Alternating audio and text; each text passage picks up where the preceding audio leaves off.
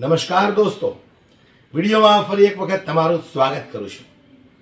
સૌથી પહેલા તો દોસ્તો આપણે પ્રવીણ રામને સાંભળવા છે। આમ આદમી પાર્ટીના નેતા છે પ્રવીણ રામ, જેમણે ભારતીય જનતા પાર્ટીના ઉમેદવાર કિરીટ પટેલને લઈને બહુ મોટો ખુલાસો કર્યો છે। એ ખુલાસાની અંદર પ્રવીણ રામ પ્રેસ કોન્ફરન્સના માધ્યમથી શું બોલ્યા છે, સૌથી પહેલા દોસ્તો આપણે એને સાંભળવા છે, ત્યાર પછી આપણે વિડીયોમાં આગળ ચર્ચા કરીશું। પણ જે રીતે પ્રવીણ રામે કિરીટ પટેલને લઈને મોટો ખુલાસો કર્યો છે, એ ખુલાસાને લઈને કદાચ આવનારા દિવસોમાં કિરીટ પટેલ ફસાઈ શકે એમ છે કે નહીં, આવો આપણે જરા વિસ્તારથી સાંભળીએ પ્રેસ કોન્ફરન્સની અંદર પ્રવીણ રામ શું બોલ્યા છે। સાથે તમામ ઉપસ્થિત પ્રેસ મીડિયા મિત્રોનું હાર્દિક સ્વાગત છે।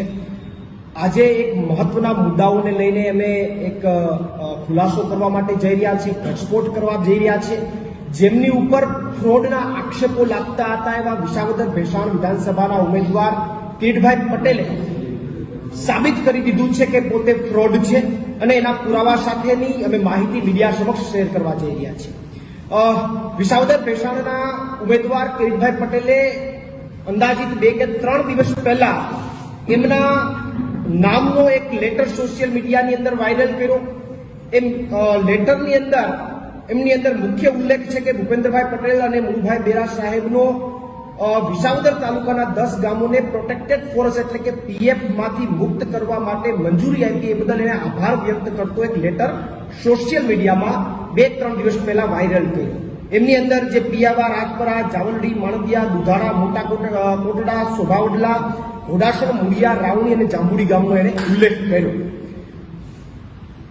સાથે સાથે ગઈકાલે મુખ્યમંત્રીની હાજરીમાં એમના નામાંકન વખતે એમણે ફરીથી આ વાતને દોહરાવી કે અમે વિસાવદરના 10 ગામ, ત્યારે તે 13 ગામ બોલ્યા, અહીંયા 10 ગામ લખે છે અને એની સ્પીચમાં એ 13 ગામ બોલે છે, એટલે પેલા તો તેની વાતમાં જ ફેરફાર થાય છે 10 કે 13, એટલે એમની અંદર એ ઉલ્લેખ કરે છે કે 13 ગામની અંદર મુખ્યમંત્રીએ આ તમામને પ્રોટેક્ટેડ ફોરેસ્ટમાંથી કાઢ્યા, એ બદલ હું મુખ્યમંત્રીનો આભાર માનું છું એવું મુખ્યમંત્રીની હાજરીમાં બોલે છે।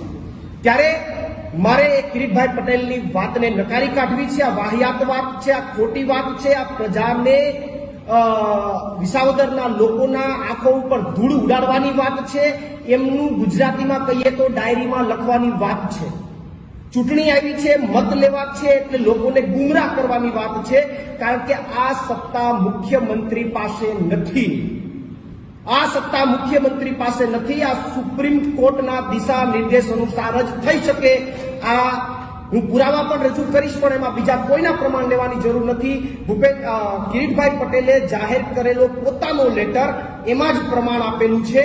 એમાં નીચેની લીટીમાં લાસ્ટમાં એમણે એક છેલ્લી લીટીમાં ઉલ્લેખ કર્યો છે કે નામદાર સુપ્રીમ કોર્ટમાંથી હુકમ મળીએ આવી જમીનો ફોરેસ્ટના નિયંત્રણમાંથી દૂર કરી શકાશે। મતલબ એને લાસ્ટની લીટીમાં લખ્યું છે કે નામદાર સુપ્રીમ કોર્ટના નિર્ણય પછી આ નિર્ણય થઈ શકશે। તો જો નામદાર સુપ્રીમ કોર્ટના નિર્ણય પછી જ આ નિર્ણય થઈ શકે તો તમે મુખ્યમંત્રીનો આભાર શું કામ માની રહ્યા છો? તમે મુખ્યમંત્રીનો આભાર માનીને મત લેવાનો પ્રયત્ન કરી અને વિસાવદરની જનતાને રમાડવાનો પ્રયત્ન શું કામ કરી રહ્યા છો? સાથે સાથે તમે મીડિયામાં વાત કરો છો 13 ગામ, અહીંયા બોલો છો તમારો લેટરની અંદર 10 ગામ, આ એટલો ડિફરન્સનો મતલબ શું? એટલે આખી વાત જે છે એ માત્ર ને માત્ર મતો લેવા માટે, ચૂંટણીમાં મતો લેવા માટે ઉભી કરાયેલી વાત છે। સાથે સાથે આ તો એવી વાત થઈ, મુખ્યમંત્રીની હાજરીમાં વિસાવદરની જનતાનું ડાયરીમાં નામ લખાવવાનો પ્રયત્ન કિરીટ પટેલ દ્વારા થયો। મુખ્યમંત્રીની હાજરીમાં વિસાવદરના લોકોને રમાડવાનો પ્રયત્ન મુખ્યમંત્રીની હાજરીમાં થયો। તો આ તો મને ઘટના એ યાદ આવી ગઈ કે મહાભારતની અંદર જ્યારે દ્રૌપદીના ચીરહરણ થતા હતા, ત્યારે ત્યાં ઉપસ્થિત તમામ રાજાઓ અને ત્યાં ઉપસ્થિત તમામ લોકોએ એ બધા જોતા હતા પણ કોઈ બોલતા નહોતા। એમ અહીંયા પણ મુખ્યમંત્રીને ખબર હતી કે કિરીટભાઈ ખોટું બોલી રહ્યા છે, છતાં પણ મુખ્યમંત્રી મોક હતા અને વિસાવદરની જનતાને જે કંઈ પણ રમાડવાનો પ્રયત્ન થઈ રહ્યો હતો એ રમાડવાના પ્રયત્નમાં મુખ્યમંત્રી પણ જેમ મહાભારતની અંદર જે લોકોએ કર્યું એમ શાંતિથી બધું જોઈને બેઠા। આવી ઘટના થઈ। વાત રહી બીજી કે માત્ર કિરીટભાઈ પટેલનું પ્રમાણ નહીં, એના કાગળનું પ્રમાણ નહીં, સુપ્રીમ કોર્ટના અનેક જજમેન્ટ છે। 2023માં ગોદાવરામ વર્સિસ યુનિયન ઓફ ઇન્ડિયાનું એક જજમેન્ટ છે અને આ જજમેન્ટ મુજબ આવા કોઈ પણ જાતના ફેરફાર કરવા હોય તો પેલા કેન્દ્રના MOEF કોઈ પણ જાતના ફેરફાર કરવા હોય તો પેલા કેન્દ્રના MOEF ના વિભાગે નિર્ણયો કરવા પડે અને એ નિર્ણયો પણ એમને સુપ્રીમ કોર્ટના દિશા નિર્દેશો મુજબ જ થઈ શકે, એના સિવાય ન થઈ શકે. તો કિરીટભાઈ પટેલ કયા આધાર ઉપર આવી વાત કરી રહ્યા છે? આવા તો સુપ્રીમ કોર્ટના અનેક જજમેન્ટો છે. બીજું, આજ દિન સુધી અમે ગીરમાં રહીએ છીએ, આજ દિન સુધી આધારભૂત માહિતી સાથે કહું કે આજ દિન સુધી વન વિભાગની જમીન ક્યારેય રેવન્યુ વિભાગને પરત નથી આવી. રેવન્યુ વિભાગમાંથી વન વિભાગ જમીન લઈ ગયો છે એવા અનેક દાખલાઓ છે, પણ વન વિભાગમાં જતી ગયેલી જમીન છે ક્યારેય રેવન્યુમાં નથી આવી. અમુક સ્પેશિયલ કેસમાં આવી છે, એ પણ ક્યારે કે જ્યારે કોઈ એવા સ્પેશિયલ કેસમાં જ્યારે વન વિભાગની જમીન લેવામાં આવે તો એટલી જ જમીન એ વન વિભાગને સુપરત કરવી પડે છે. અને એનું તાજેતરમાં ઉદાહરણ કે ગિરનારમાં જે એક પ્રોજેક્ટ આવી રહ્યો છે, જે સીડીઓ છે એને પોળી કરવાની વાત છે અને એમાં 2.5 હેક્ટર જેટલી જમીનની જરૂર છે. તો જ્યારે એ સીડીને પોળી કરવાની વાત છે એમની અંદર પણ જે વન વિભાગની જમીનની જે જરૂર પડવાની છે એની સામે 2.5 હેક્ટર જેટલી જમીન ગિરનારની બાજુમાં રેવન્યુ વિભાગમાંથી એમને આપવી પડશે ને એની તજવીજ ચાલુ થઈ છે. એ જ રીતે તમે સાસણ અને મેંદરડાનો રોડ લઈ લો તો વચ્ચે જે એકદમ સિંગલ પટ્ટી છે અને ડબલ પટ્ટી કરવાનો જે તે પણ પ્રયાસ થઈ રહ્યો છે એમાં વન વિભાગ ના પાડી રહ્યું છે. તો એમાં પણ સામે એટલી જ જમીન જો વન વિભાગમાં આપવામાં આવે તો જે પ્રશ્નનું નિરાકરણ આવે. તો અત્યાર સુધીનો એક પણ દાખલો નથી બન્યો અને અત્યારે અચાનક ચૂંટણી આવી અને તાત્કાલિક એમનેમ આવા કોઈ દિવસ બન્યા ન હોય એવા નિર્ણયો કે જેની સત્તામાં નથી એવો નિર્ણયો કરવા માટે આ વસ્તુ જે છે એ આપણી સામે નજર સમક્ષ છે.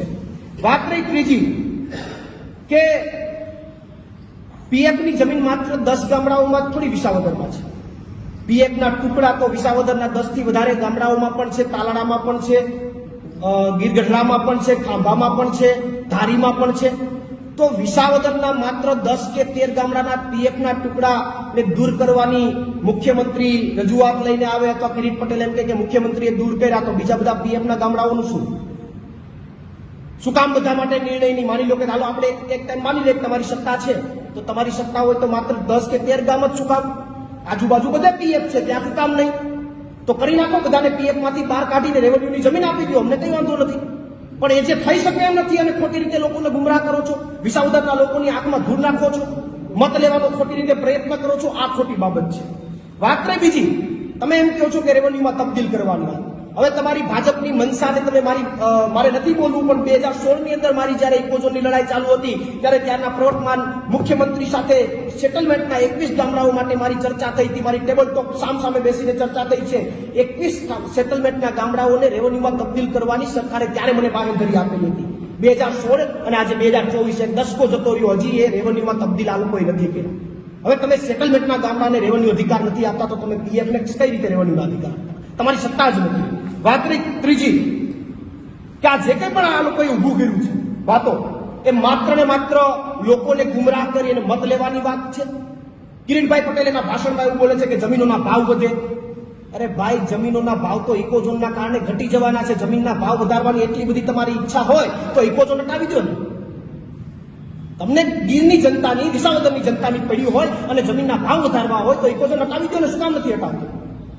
ઇકોઝોન માટે ત્યાં એફિડેવિટ કરી દો ને, કોર્ટની અંદર દરખાસ્ત કરો ને. શું કામ નથી કરતા? પણ માત્ર ને માત્ર આ તો લોકોને ગુમરાહ કરવામાં આવે, લોકોને ખોટી વાતો કરી અને એની પાસેથી મત કેમ લઈ લેવા, લોકોને ખબર ન પડે. એને કિરીટભાઈને એવું છે કે વિસાવદરના લોકો હજી 19મી સદીમાં જીવી રહ્યા છે, આવું કહીને વિસાવદરના લોકોનું અપમાન કરી રહ્યા છે. વાત રહી બીજી, અત્યાર સુધી એવું સોશિયલ મીડિયામાં વાત ફેલાતી કે કિરીટ પટેલ ફ્રોડ છે. ગઈકાલે એને સાબિત કરી દીધું કે હું ફ્રોડ છું. કારણ કે જે સત્તા મુખ્યમંત્રી પાસે નથી છતાં પણ મુખ્યમંત્રીનો આભાર, મત લેવા માટે આભાર. હું તો મિત્ર હોય કે પરિવારમાંથી કોઈ સભ્ય હોય ને એ કદાચ આપણી સામે બે શબ્દો, તમને ગીરની જનતાની, વિસાવદરની જનતાની પડી હોય અને જમીનના ભાવ વધારવા હોય તો ઇકોઝોન હટાવી દો ને. શું કામ નથી હટાવતું? ઇકોઝોન માટે ત્યાં એફિડેવિટ કરી દો ને, કોર્ટની અંદર દરખાસ્ત કરો ને. શું કામ નથી કરતા? પણ માત્ર ને માત્ર આ તો કરવામાં આવે લોકોને અને એની પાસેથી મત કેમ લઈ લેવા, લોકોને ખબર ન પડે. એને કિરીટભાઈને એવું છે કે વિસાવદરના લોકો હજી 19મી સદીમાં વિસાવદરના લોકોનું અપમાન કરી રહ્યા છે. વાત રહી બીજી, અત્યાર સુધી એવું સોશિયલ મીડિયામાં વાત ફેલાતી હતી કે કિરીટ પટેલ ફ્રોડ છે, કિરીટ પટેલ ફ્રોડ છે. ગઈકાલે એને સાબિત કરી દીધું કે હા, હું ફ્રોડ છું. કારણ કે જે સત્તા મુખ્યમંત્રી પાસે નથી, છતાં પણ મુખ્યમંત્રીનો આભાર, મત લેવા માટે આભાર. હું તો એમ કહું છું કે જ્યારે કોઈ આપણો નજીકનો મિત્ર હોય કે પરિવારમાંથી કોઈ સભ્ય હોય ને, એ કદાચ આપણી સામે બે શબ્દ બોલી જાય તો આપણે એને માફ કરી દઈએ, પણ એ આપણી સામે ખોટું બોલીને કઈ લઈ જાય, આપણી સાથે દગો કરે, આપણી આંખોમાં ધૂળ, આપણું નામ ડાયરીમાં લખે, તો એની ઉપર આપણે ક્યારેય વિશ્વાસ કરતા નથી. ગુજરાતની જનતા હોય કે ગીરની જનતા હોય, ત્યારે એવા લોકો ઉપર આપણે વિશ્વાસ કરતા નથી. પણ સભ્ય હોય કે આપણો મિત્ર હોય, તો કિરીટભાઈ પટેલે વિસાવદરના લોકો સાથે ફ્રોડ કર્યું છે, વિસાવદરના લોકોની આંખમાં ધૂળ ડાળવાનું કામ કર્યું છે, વિસાવદરના નામ લખવાનું કામ કર્યું છે મત લેવા માટે. તો હજી આ લોકો તો ચૂંટાણા નથી, માત્ર ઉમેદવાર તરીકે આવ્યા છે. જો અત્યારથી જ ડાયરીમાં નામ લખવાનું ચાલુ કરે તો આવા લોકો ઉપર વિશ્વાસ ગીરની જનતા કે વિસાવદરની જનતા કરવાની નથી. કારણ કે હજુ તો જીતા નથી, હજી તો ચૂંટણીમાં માત્ર ઉમેદવાર તરીકે આવ્યા છે. અને અત્યારથી જ જો વિસાવદરના લોકોનું ડાયરીમાં નામ લખવાનો પ્રયત્ન થતો હોય મત લેવા માટે માત્ર, તો વિસાવદર વિશ્વાસ ન કરી શકાય. કારણ કે આ તો અત્યારે આવું કરી રહ્યા છે, પછી શું કરે? એટલે ચોક્કસ વિસાવદરના લોકો રહેશે. અને આ ખોટું જે ફેલાવવાનો પ્રયત્ન થઈ રહ્યો છે, ફ્રોડ ફેલાવવાનો પ્રયત્ન થઈ રહ્યો છે, એનો જડબાતોડ જવાબ ચોક્કસથી વિસાવદરના તમામ ગામના લોકો આપશે. અને સાથે સાથે હું એટલી એને વિનંતી કરું કે તમને એટલી બધી ઈચ્છા હોત તો ઇકોઝોન નાબૂદ કરી દેવું હતું, તમને એટલી બધી ઈચ્છા હોત તો પીએમમાંથી તમામ ગામોને દૂર કરીને સરકારની અન્ય જમીન આપી દેવી હતી, તમને એટલી બધી ઈચ્છા હોત લોકોનું સારું કરવાની તો કેરીના પાક કરવી હતી.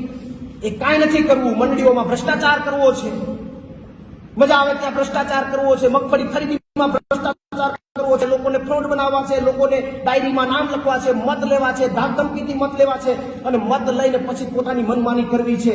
આ વસ્તુ આ વખતે ગીરની જનતા અને વિસાવદરની જનતા નથી ચલાવવાની. આ વાત સાથે આજે અમે એક વાત પ્રેસ કોન્ફરન્સ માટે આપની સમક્ષ જ્યાં કોઈ અન્ય મુદ્દાઓ છે એમની લઈને માનનીય સાગરભાઈ, માનનીય કરશનબાપુ, માનનીય રાજુભાઈ પોતાની જે કેટલો વાત હશે એ રજૂ કરશે. આભાર.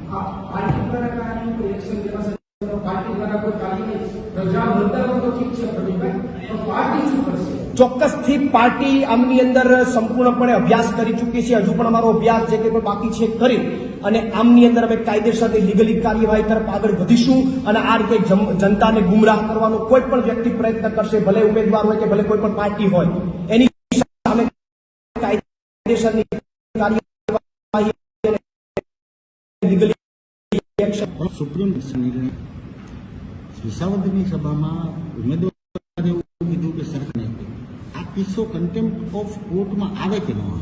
110% જ્યારે કારણ કે કોઈ જ્યારે મેટર છે કોર્ટમાં પડ્યું હોય અને કોર્ટની પેલાની અંદર હોય ત્યારે એમની અંદર કોઈ પણ જાતના બયાનો તો ઠીક છે, પણ જ્યારે કોર્ટનો નિર્ણય હજી બાકી છે ને એ પેલા સરકાર નિર્ણયો કરે.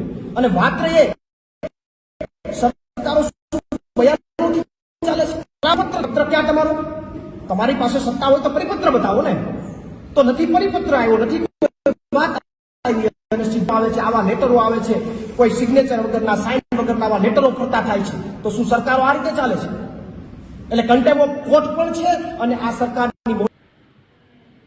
તો આ પ્રેસ કોન્ફરન્સની અંદર આપણે જે સાંભળ્યું એના ઉપરથી સ્પષ્ટ એવું લાગે છે કે કિરીટ પટેલે કંઈક ને કંઈક ખેડૂતો સાથે અન્યાય કર્યો છે, ખેડૂતને ખોટા ભરમાવ્યા છે.